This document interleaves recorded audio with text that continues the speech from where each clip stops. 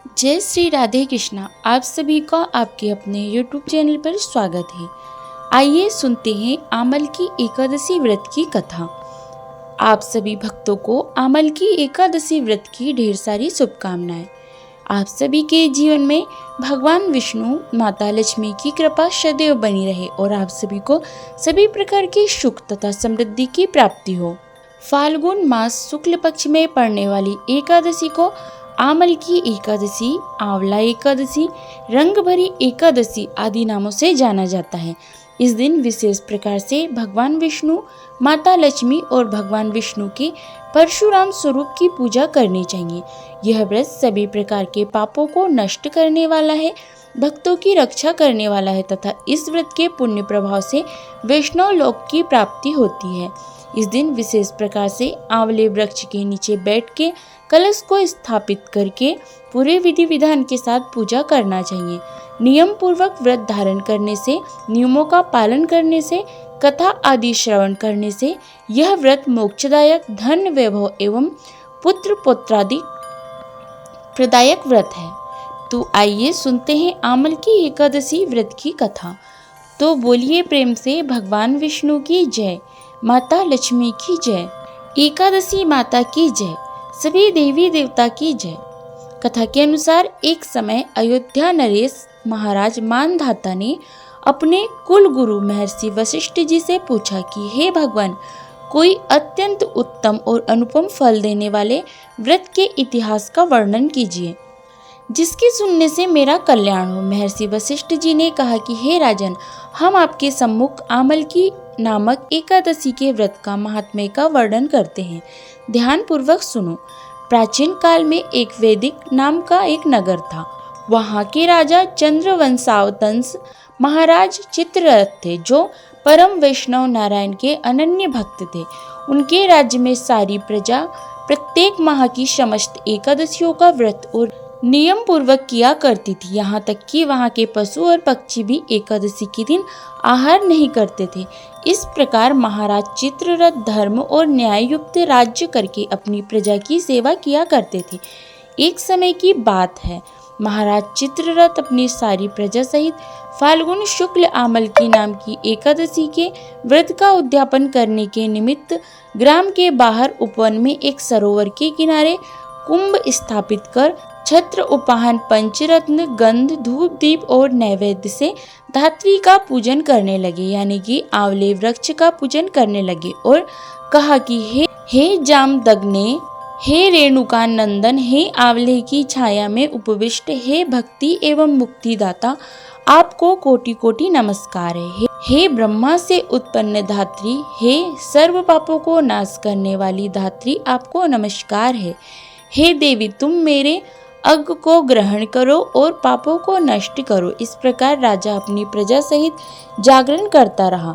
देव संयोग से एक महा अधम ज्ञात भी, जो कि वन में मार्ग भूल गया था, वह उसी दिन भर प्यासा एवं थका हुआ वहां आ पहुंचा और वह भी आश्चर्यचकित दृष्टि से वहां का प्रत्येक दृश्य देखने लगा। और उस रात वह भी अपनी भूख प्यास भूलकर भगवान की कथा सुनता रहा।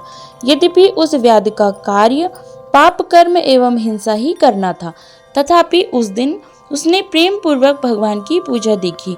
दूसरे दिन प्रातःकाल व्रत का पारण कर सभी लोग अपने अपने घर गए। वह व्याध भी प्रसन्नता पूर्वक घर चला गया। कुछ दिन बाद जब व्याध मरा तो उस अज्ञात व्रत के पुण्य प्रभाव से उसने जयंती नगरी में राजा विदुरथ के घर पुत्र होकर जन्म लिया। उसका नाम वसुरथ पड़ा।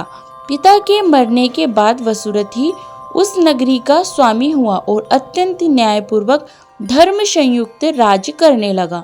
उसके राज्य में समस्त प्रजा अत्यंत सुखी और समृद्धवान थी। कर्मशील, धनवान तथा निरालस राजा सदैव ही अपनी प्रजा का पालन करता था।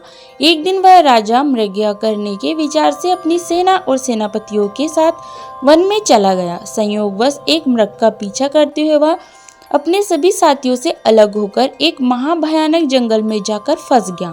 भूख और प्यास से व्याकुल हो एक वट वृक्ष के नीचे बैठकर विश्राम करने लगा। सुंदर, शीतल और स्वच्छ वायु के झकोरे ने शीघ्र ही उसको निद्रा देवी की गोद में डाल दिया। राजा सभी शुद्ध बुद्ध भूलकर अचेत हो गया। उसी समय वहां पर बहुत से जंगली डाकुओं का दल आ पहुंचा और राजा को सोता हुआ देखकर नाना प्रकार के दुर्वाक्यों को कहते हुए राजा को मारने के लिए झपटे और एक साथ ही राजा पर अनेक प्रकार के सहस्त्रों अस्त्रों से प्रहार कर दिया। परंतु आश्चर्य का विषय तो यह था कि राजा के शरीर पर किसी भी अस्त्र का घाव भी नहीं हुआ और न राजा को कुछ मालूम ही हुआ। तब दुष्ट और भी कुपित हुए और हजारों की संख्या में राजा पर टूट पड़े। उसी समय राजा के शरीर से एक अत्यंत तेजमयी सुंदरी हाथ में कृपाण लिए हुए निकली। उसको देखते ही दुष्टों के हाथ पैर ढीले हो गए। जो जहां था वहीं पर खड़ा रह गया।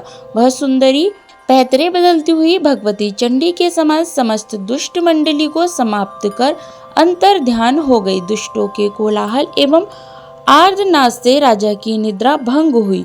उसने जो ही आंख खोलकर देखा त्यों ही उसे चारों ओर लाशों का ढेर दिखाई पड़ने लगा। तब राजा ने कहा, किसने मेरी रक्षा की है? इन दुष्टों को किसने मारा है? उसी समय आकाशवाणी हुई कि भगवान के सिवा कौन किसकी रक्षा करता है। ऐसी आकाशवाणी को सुनकर राजा अत्यंत ही प्रसन्न हुआ और घोड़े पर सवार हो अपने नगर को लौट गया। हे राजन, यह आमलकी नामक एकादशी अपने भक्तों की रक्षा कर उसे वैष्णव लोक का अवश्य ही अधिकारी बना देती है। तो बोलिए प्रेम से भगवान विष्णु की जय, माता लक्ष्मी की जय, एकादशी माता की जय, सभी देवी देवता की जय। तो आशा करती हूँ जानकारी आपको अच्छी लगी होगी।